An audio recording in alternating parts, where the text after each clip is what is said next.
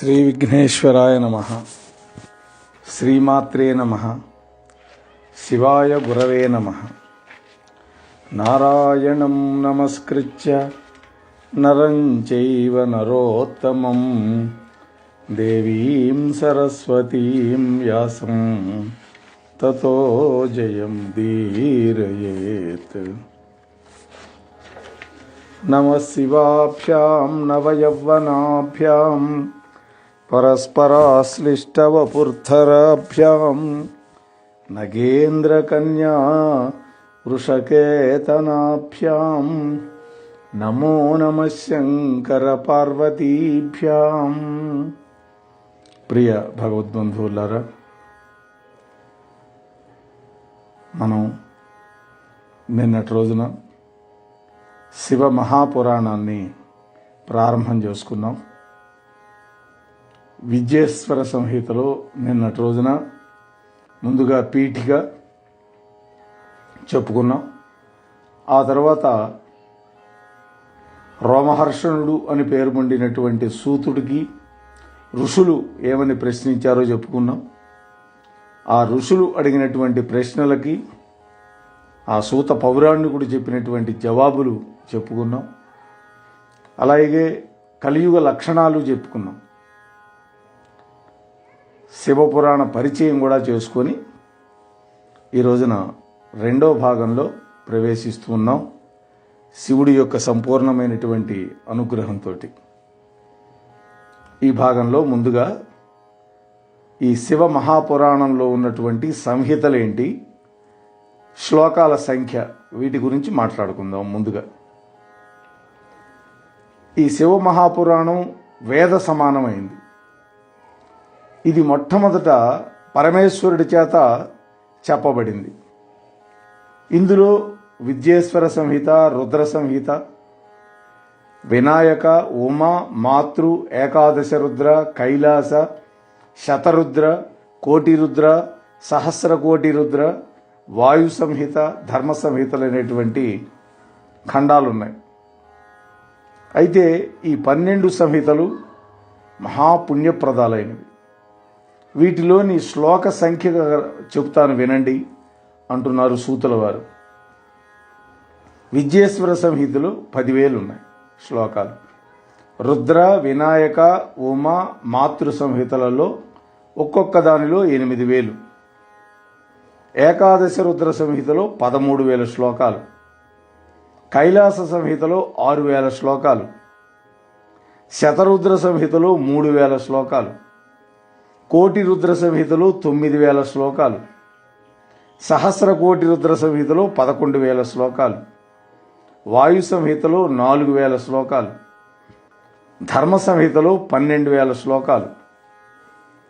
మొత్తం 1,00,000 శ్లోకాల గ్రంథం ఇది. ఇది ఈ శివ మహాపురాణం. అయితే త్రికాలవేది అయినటువంటి భగవాన్ వ్యాసుల వారు కలియుగంలో పుట్టబోయేటటువంటి మనుష్యులు అలసులు, మందబుద్ధులు, అలసులు అంటే సోమరిపోతులు, మందబుద్ధి కలిగిన వాళ్ళు, అల్పాయుష్కులు అని తెలుసుకొని ఈ 12 సంహితలని 7 సంహితలుగా 24,000 శ్లోకాలతోటి ఈ పురాణాన్ని సంక్షేపం చేశారు. అంటే కుదించాడు. 1,00,000 శ్లోకాలు అంటే సుమారుగా 1/4 రూపాయి అనుకుంటే పావలా కుదించాడు. ఇది పురాణాలలో 4వది. అసలు ఈ పురాణమాంగం యొక్క పుట్టుక ఏమిటి అంటే, పరమేశ్వరుడు సృష్టి మొదట్లో 10 కోట్ల శ్లోక విస్తారమైనటువంటి ఒకే ఒక్క పురాణాన్ని నిర్మించాడు. 10 కోట్ల శ్లోకాలు. క్రమంగా కాలగమనంలో వచ్చేటటువంటి యుగ భేదాలను అనుసరించి ఈ పుట్టబోయే మనుషులు ఆయుర్దాయం తక్కువ కలిగిన వాళ్ళు ఉంటారని జ్ఞాన దృష్టితోటి పరికించి మహర్షులు అధ్యయనం చేయటం కోసం, సులభంగా ఉండటం కోసం దాన్ని సంక్షేపించారు. ద్వాపర యుగంలో కృష్ణద్వైపాయనాది మహర్షులు ఒకే ఒక పురాణంగా ఉన్నదాన్ని 4,00,000 శ్లోకాలతోటి సంక్షేపించి 18 పురాణాలుగా విభాగించాడు వ్యాసుడు. ఎప్పుడు? ద్వాపర యుగంలో. అప్పుడు ఆయన పేరు కృష్ణద్వైపాయనుడు. ద్వీపంలో పుట్టాడు, నల్లగా ఉంటాడు కాబట్టి కృష్ణద్వైపాయనుడు ఆయనకి పేరు. పరాశర మహర్షికి మత్స్యగంధికి పుట్టినటువంటి వాడు. అలా సంక్షేపబడినటువంటి ఈ శివ మహాపురాణంలో విద్యేశ్వర సంహిత, రుద్ర సంహిత, శతరుద్ర సంహిత, కోటి రుద్ర సంహిత, ఉమా సంహిత, కైలాస సంహిత, వాయు సంహిత అనేటువంటి 7 సంహితలు ఉన్నాయి. అంటే 7 భాగాలు ఉన్నాయి. అఖండమైనటువంటి భూమండలానికి ఆధిపత్యాన్ని వహించి శాసించే సార్వభౌముడి దగ్గరికి చేరడానికి అందరికీ అవకాశం ఉండదు కదా. ఆలోచించండి. ఈ సమస్త భూమండలాన్ని పరిపాలించే రాజు దగ్గరికి మామూలు వాడు వెళ్ళగలడా? అక్కడ దాకా ఎందుకు? ఒక రాష్ట్ర ముఖ్యమంత్రిని కలవటానికే వీలు కావటల్లా మామూలు వాళ్ళకి. ప్రజలు భయకంపితులైపోతారు. అయితే వేదానికి సార్వభౌమ స్థానం. అందుకని వేదం ప్రభు సంహితమని చెప్పారు పెద్దవాళ్ళు. పురాణాలు మిత్ర సంహితాలు. ఇవి మిత్రుడిలాగా లాలించి మనకి హితోపదేశం చేస్తాయి. వేదం ప్రభు సంహితం. అంటే ప్రభు ఎప్పుడు కూడా చండశాసనుడుగా ఉంటాడు, లేకపోతే ప్రజలు మంచి మార్గంలో ఉండరు. కాబట్టి వేదం చెప్పింది అంటే చేసి తీరాల్సింది, దానికి వేరే ఉండదు, కఠినంగా చెబుతుంది. పురాణాలన్నీ కూడా వేదతుల్యాలే. అయితే ఈ శివమహాపురాణం వేదంతో సమానమైంది, శ్రేష్టమైంది, మోక్షాన్ని ఇచ్చేటటువంటిది, చతుర్విధ పురుషార్థాలని సాధించడానికి వీలు కలిగించేటటువంటిది, అలాగే జీవించగానే ముక్తి పొందేటటువంటి అవకాశం కల్పించేటటువంటి పురాణం. ఆధిదైవిక, ఆది భౌతిక, ఆధ్యాత్మిక దుఃఖ నివారణం చేసేటటువంటిది ఇది. ఆది దైవికం అంటే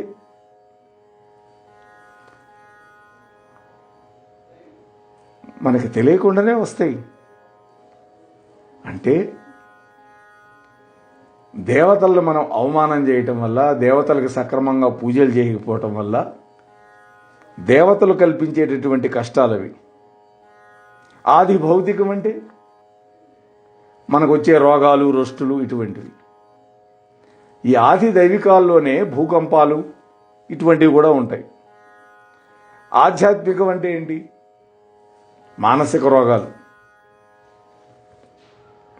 వీటన్నిటినీ పోగొడుతుంది, సకల కల్మషాలను హరించేస్తుంది ఈ పురాణం. అలాగే పాపాలను పోగొడుతుంది, మంగళప్రదాయకమైంది, అఖండమైనటువంటి అద్వైతానంద ఆత్మ సాక్షాత్కారం ఇవ్వగలుగుతుంది. అద్వైతం అంటే 2 లేవు, ఒకటే ఉంది, అదే ఆత్మ సాక్షాత్కారం. ఎంతో కుతూహలాన్ని రేకెత్తించే సూతుడి యొక్క పలుకులు వినటువంటి ఋషులు అలాంటి మహాపురాణాన్ని మా అందరికీ ఆదరంతో వినిపించండి అని ప్రార్థించారు. అప్పుడు సూతుడు ముందుగా శంకరుణ్ణి స్మరించుకున్నాడు, ప్రారంభం చేస్తున్నాడు. ఋషులందరూ కూడా శంకరుణ్ణి ధ్యానించాలి అన్నాడు ఆయన. నేనెట్లా శంకరుణ్ణి ధ్యానిస్తున్నానో వినేటటువంటి మీరు కూడా శంకరుణ్ణి ధ్యానించండి. వేదసారము, పురాణ శ్రేష్టమైనటువంటి ఈ శివ మహాపురాణాన్ని మీరందరూ ఆలకింతురుగాక అన్నాడు సూతుడు. దీనిలో భక్తి, జ్ఞాన, వైరాగ్యాలకు సంబంధించినటువంటి విషయాలన్నీ ఉన్నాయి. ఉపనిషత్తులలో సిద్ధాంతీకరింపబడినటువంటి సత్ అనగా పరబ్రహ్మ యొక్క స్వరూపాన్ని గురించి విశేషంగా చెప్పబడింది. సత్ అంటే పరబ్రహ్మ యొక్క స్వరూపం. పూర్వకల్పం గతించి ప్రస్తుత కల్పం యొక్క ప్రారంభంలో 6 గణాలకు చెందినటువంటి మహర్షులు సమావేశమైనారు.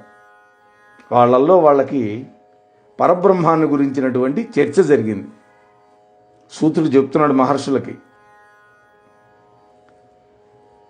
ఇంతకుముందు కల్పం పూర్తయింది, కొత్త కల్పం ప్రారంభమైంది. ఆ ప్రారంభంలో 6 గణాలకు చెందినటువంటి మహర్షులు ఒకచోట సమావేశమైనారు. వాళ్ళకి పరబ్రహ్మాన్ని గురించి ఒక చర్చ జరిగింది. సమాధానం దొరక్కపోయేసరికి అది ఒక వివాదమైంది. అప్పుడు వాళ్ళందరూ కూడా బ్రహ్మగారిని దర్శించి అంజలి ఘటించి వినయంతో ప్రశ్నించారు. ఎవరి దగ్గరికైనా వెళ్ళినప్పుడు నమస్కరించి వినయంగా అడగాలని చూపిస్తున్నారు. మహర్షులు వాళ్ళు జ్ఞానవంతులే, అయినా కూడా బ్రహ్మ దగ్గరికి వెళ్ళినప్పుడు ఎలా ఉండాలో చూపించాడు. ఓ పితామహ, నువ్వు సృష్టికర్తవి, కారణాలకు కూడా కారణమైన వాడివి, సర్వతత్వాలకు అతీతమైనటువంటి తత్వం ఏది మాకు చెప్పు. అసలు పురాణ పురుషుడు ఎవరు? పరుని కంటే పరుడెవడు? అవ్యక్తానికి సైతం ఆధారభూతుడైనటువంటి వాడు ఎవరు అని వాళ్ళు ప్రశ్నలు వేశారు. అప్పుడు బ్రహ్మ అంటే చతుర్ముఖ బ్రహ్మ అని అర్థం చేసుకోవాలి మనం. సత్యలోకంలో ఉండే బ్రహ్మదేవుడు.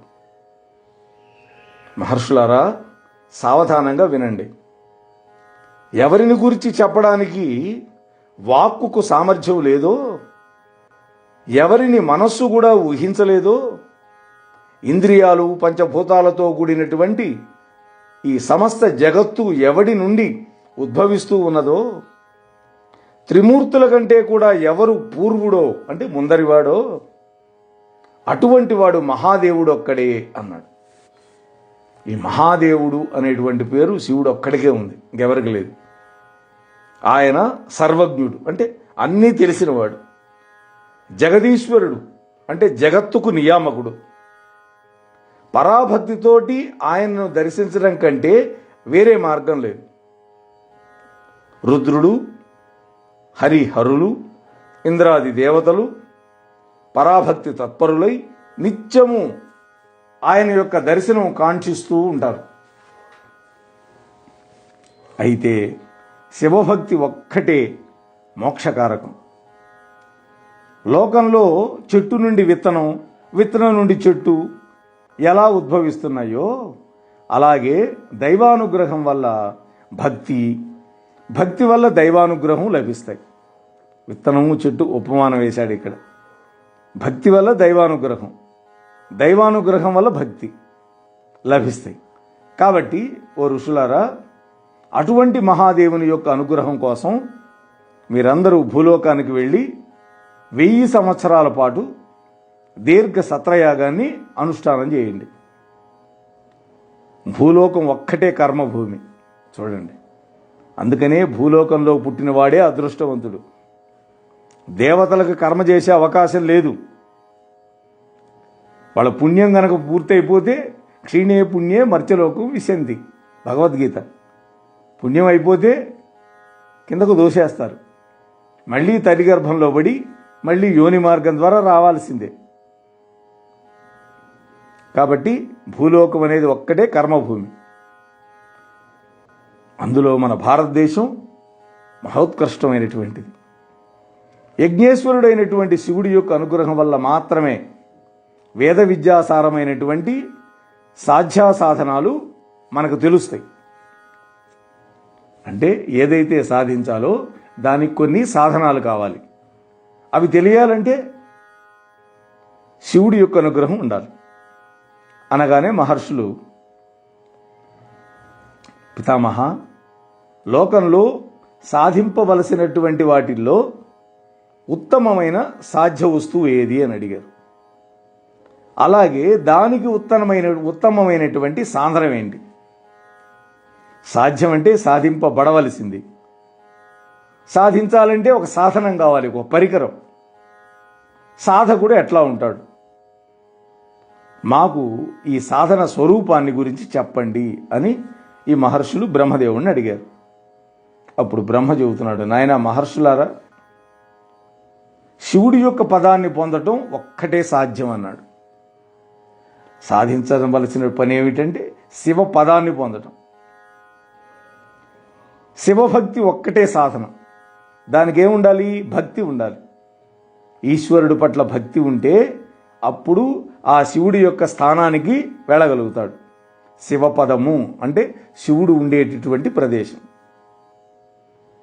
శివానుగ్రహం వల్ల సిద్ధించినటువంటి సంస్కారం వల్ల అనిత్యమైనటువంటి ఇహలోక ఫలితాలలో ఆసక్తి లేనటువంటి వాడే సాధకుడు. సాధకుడు అంటే ఎవరు? ముందు శివుడి యొక్క అనుగ్రహం వల్ల సంస్కారం రావాలి.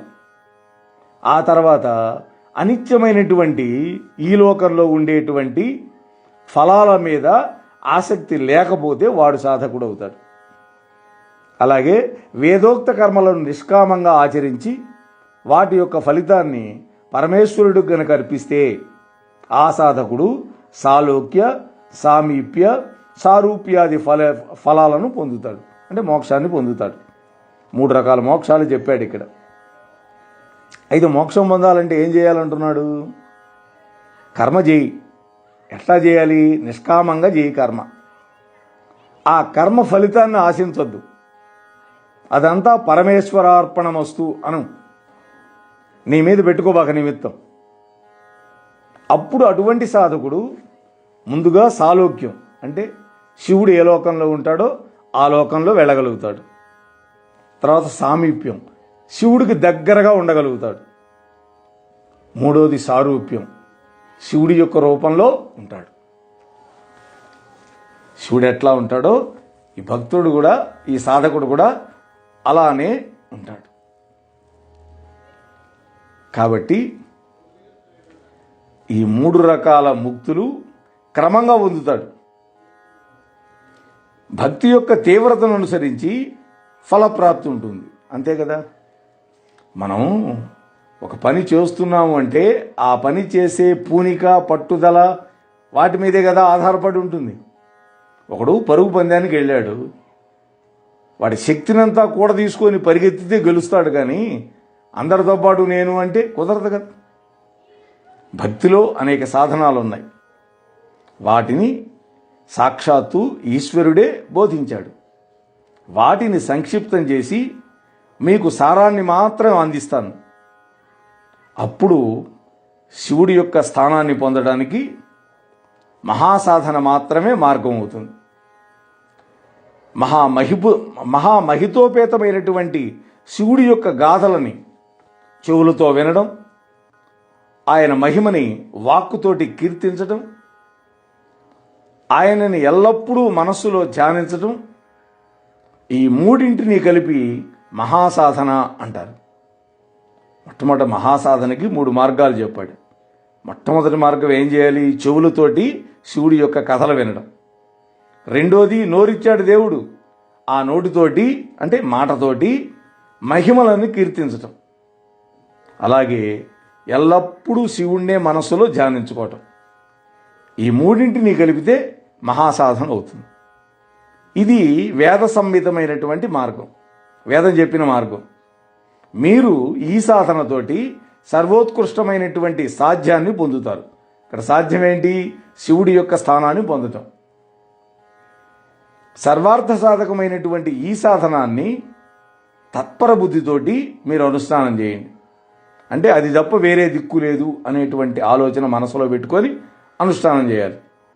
లోకంలో మానవుడు ముందుగా ఒక వస్తువుని కంటితో చూస్తాడు. ఆ తర్వాత ఆ వస్తువు ఎలా నాకు లభిస్తుందో అని ఉపాయాన్ని వెతుకుతాడు. అట్లాగే ఒక్కోసారి కొన్ని కనపడవు. అలా కనపడనటువంటి వాటి విషయంలో ముందుగా చెవులతో వింటాడు. ఆ తర్వాత ఆ విన్న వస్తువుని భావిస్తాడు. అట్లాగే జిజ్ఞాసు అయినటువంటి వాడు ముందుగా గురుముఖత విని బాగా, ఆ తర్వాత సంకీర్తనను, ఆ పైన మనస్సును శ్రద్ధతో చేసుకోవాలి. అలా చేస్తే కొంతకాలం తర్వాత ఆ భక్తుడు సాలోక్య, సామీప్య క్రమంలో ముక్తిని పొంది చివరికి సారూప్యాన్ని పొందుతాడు. ఈ సాధనలో నిమగ్నమైనటువంటి భక్తుణ్ణి ఏ రోగాలు చుట్టుముట్టవు, వ్యాధులన్నీ నశించిపోతాయి. ఎప్పుడూ ఆనందంలో మునిగి తేలుతూ ఉంటాడు. ఈ సాధన ప్రారంభంలో కొన్ని క్లేశాలు కలిగించినా కూడా అభ్యాసం చేయటం వల్ల ఆ సాధకుడు తర్వాత అనేకమైనటువంటి శుభాలను పొందుతాడు అని సూత పౌరాణికుడు ఆ మహర్షులకి చెప్పాడు. ఆ తర్వాత శ్రవణం యొక్క, మననము యొక్క, కీర్తనం యొక్క మహిమ చెబుతున్నాడు. ఇంతవరకు శ్రద్ధగా విన్నారు మునులు బ్రహ్మగారి దగ్గర. బ్రహ్మదేవుడు చెబుతున్నాడు అని సూతుడు మహర్షులకు చెబుతున్నాడు ఈ విషయాలన్నీ కూడా. అది మర్చిపోకూడదు మనం. మళ్ళీ మునులు బ్రహ్మగారిని ప్రశ్నేశారు. ఓ కమలోద్భవ, శ్రవణ మనన కీర్తనల గురించి మాకు సవిస్తరంగా చెప్పండి.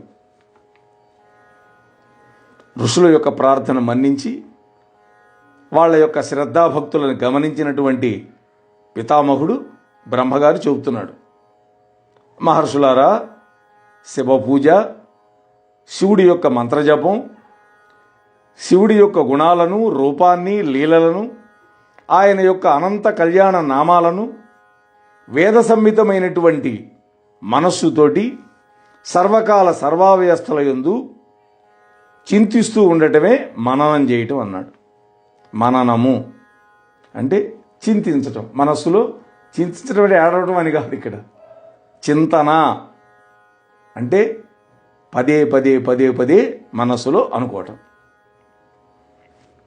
సాధనాలు అన్నింటిలో అత్యుత్తమమైనటువంటి ఈ సాధన, ఈ మననం శివానుగ్రహం ఉన్నవాళ్ళకే లభిస్తుంది.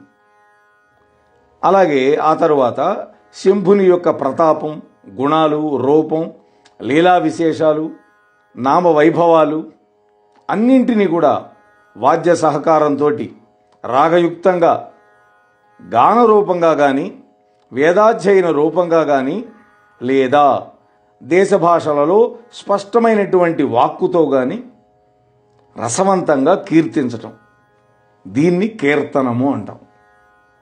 భగవంతుడు శివుడి యొక్క గుణాలు కీర్తించటం, ఆయన కథలని కీర్తించటం, అలాగే స్థలము, కాలము, సందర్భము మొదలైన కారణాలతో నిమిత్తం లేకుండా పరమశివుడి యొక్క మంగళకరమైనటువంటి కథలను హాయిగా చెవులతోటి వినాలి, శ్రవణం చేయాలి. ఎట్లాట అది? ప్రియుడు తన యొక్క ప్రియురాల యొక్క మాటలని ఎంత ఆదరంతో వింటాడో అంత ఆసక్తిగా వినాలి. ఇక్కడ ఉపమానం అది. ఇది లోక ప్రసిద్ధమైందే. సజ్జనుల యొక్క సాంగత్యం వల్ల శ్రవణం సమకూరుతుంది, అంతేగా. ఇప్పుడు మీరందరూ శ్రవణం చేస్తున్నారు, సజ్జన సాంగత్యం వల్లే అది సాధ్యం అవుతుంది. ఆ పైన కీర్తన అలవాడుతుంది. ముందు శ్రవణం అలవాటైతే ఆ విన్న వాటిని కీర్తిస్తూ ఉంటాడు. ఆ తర్వాత మననం సిద్ధిస్తుంది, జ్ఞాపకం చేసుకుంటూ ఉంటాడు మనస్సులో. ఆ తర్వాత ఈశ్వరానుగ్రహంతో సర్వం సిద్ధిస్తుంది. సూతుడు ఈ మహత్తర విషయాలను ఇంతవరకు చెప్పి సాధన మహిమను గురించి చెప్పడం మొదలుపెట్టాడు. మునులారా, అసలు ఈ సాధన లోకంలో ఎలా ప్రవర్తించిందో దాని యొక్క పూర్వగాథని చెబుతాను వినండి అంటున్నాడు. పూర్వం పరాశర మహర్షి కుమారుడు, నాకు గురువు అయినటువంటి వ్యాస మహర్షి సరస్వతీ నదీ తీరంలో ఆశ్చర్యకరమైనటువంటి తపశ్చర్యలో మునిగి ఉన్నాడు. అప్పుడు బ్రహ్మమానసపుత్రుడైనటువంటి సనత్ కుమారుడు సూర్యప్రభాభాసమానమైన కాంతితోటి ఒక విమానంలో ఆకాశ పదంలో సంచరిస్తూ యాదృచ్ఛికంగా మా గురువైన వ్యాసుడిని చూచి భూమి మీదకు దిగాడు. అప్పుడు ధ్యానం నుంచి లేచినటువంటి మా గురువు ఎదురుగా ప్రత్యక్షమైనటువంటి ఆ బ్రహ్మమానసపుత్రుడైన సనత్ కుమారుణ్ణి చూచి సంభ్రమాశ్చర్యాలతోటి, భక్తి గౌరవాలతోటి నమస్కారం చేశాడు. అర్ఘ్యపాద్యాదులిచ్చి పూజించాడు. దేవతాయోగ్యమైన మంచి ఆసనాన్నిచ్చి గౌరవించాడు. అందుకని సంప్రీతుడైనటువంటి సనత్కుమారుడు వ్యాసుణ్ణి ప్రశ్నించాడు. ఓ వ్యాస, నువ్వు ఇక్కడ అసహాయుడివై ఉండి దేనిని సాధించాలని తపస్సు చేస్తున్నావు అని అడిగాడు. వెంటనే అలా ప్రశ్నించినటువంటి సనత్కుమారుడు చూచి సంతోషపడి వ్యాసుడు తన మనస్సులో ఉన్నటువంటి ఆ తపనని వెల్లడించాడు. ఓ సర్వజ్ఞ, ఓ బ్రహ్మమానసపుత్ర, వేదచోదితమైనటువంటి ధార్మిక జీవనంలో చతుర్విధ పురుషార్థాలైనటువంటి ధర్మ అర్థ కామ మోక్షాలకు ప్రత్యేకమైన ఆదరణ ఉంది. మీ దయతోటి నేను వాటిని విస్తారంగా అనేక విధాలుగా స్థాపించాను. లోకమంతా నన్ను గురువుగా సేవిస్తోంది. అయినా కూడా మోక్ష మార్గాన్ని తెలుసుకోలేకపోతున్నాను. ఈ విషయంలో నాకు స్థిరత్వం చిక్కడల్లా, చాంచల్యం కలుగుతోంది. చాలా ఆశ్చర్యంగా ఉంది, అశాంతిగా ఉంది. కారణం తెలియటం లేదు నాకు. కాబట్టి మోక్షం కోసమని ఈ తపశ్చర్యకు నేను పూనుకున్నాను అని వ్యాసుడు అన్నాడు.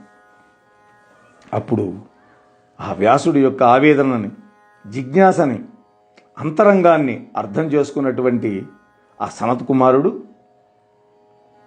దయాద్ర దృష్టితోటి తన అమృతమయమైనటువంటి వాక్కులను వినిపించాడు. కుమారా, వ్యాస, పూర్వం నేను కూడా మోక్షం కోసం చిత్త చాంచల్యంతో అనేక ఇతర సాధనాలతోటి మందర పర్వతం మీద ఘోరమైన తపస్సు చేశాను. అప్పుడు నా తపస్సు ఫలించింది. శివుడి యొక్క ఆజ్ఞ చేత భగవానుడు, దయాళుడు, సర్వసాక్షి, ప్రమదగణాధిపతి అయినటువంటి నందికేశ్వరుడు నా ఎదుట ప్రత్యక్షమైనాడు. ప్రత్యక్షమై మోక్ష సాధనాన్ని నాకు ఉపదేశించాడు. అది నీకు చెబుతాను విను. నందికేశ్వరుడు చెబుతున్నాడు. ఓ బ్రహ్మమానసపుత్ర, వేద సంహితమైనటువంటి శివుడి యొక్క శ్రవణ, కీర్తన, మననములే ఉత్తమమైనటువంటి ముక్తి సాధనాలు. ఇది సాక్షాత్తు పరమేశ్వరుడే నాకు ఉపదేశించాడు. కాబట్టి వెంటనే వాటి యొక్క ఆచరణ యందు నువ్వు ప్రవర్తించు. నీకు అనేకమైనటువంటి మంగళాలు కలుగుతాయి అని పలుమార్లు నాకు బోధించి ఆ నందీశ్వరుడు అంతర్హితుడైనాడు అని ఈ విధంగా సనత్కుమారుడు వ్యాసుడి యొక్క అనుమానాలు తీర్చి మోక్షోపాయాన్ని చెప్పి పరమ శోభనమైనటువంటి బ్రహ్మలోకానికి వెళ్ళిపోయాడు. ఇంతవరకు శ్రద్ధగా వింటూ ఉన్నటువంటి ఋషులు సంతోషపడి, మహాత్మా, ఓ సూత, శివుడిని శ్రవణ, కీర్తన, మననములచే ఈ మూడింటిని ఆచరించుటలో అశక్తుడైనటువంటి మానవుడు ఏం చేస్తే ముక్తిని పొందుతాడు? అద్భుతమైన ప్రశ్న. అందరికీ ఈ సామర్థ్యం ఉండకపోవచ్చు. కథలు వినడం, శివుడి యొక్క గుణాలను కీర్తించడం, వాటిని మననం చేసుకునే అవకాశం కొంతమందికి చేత కాకపోవచ్చు.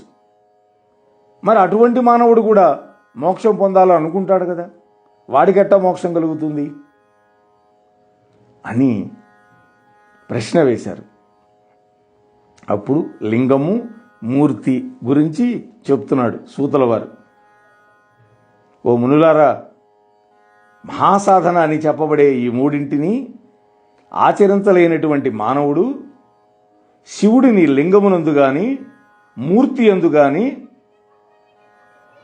నిత్యము అర్చించినట్లయితే భయంకరమైనటువంటి ఈ సంసార సముద్రాన్ని దాటగలుగుతాడు అన్నాడు.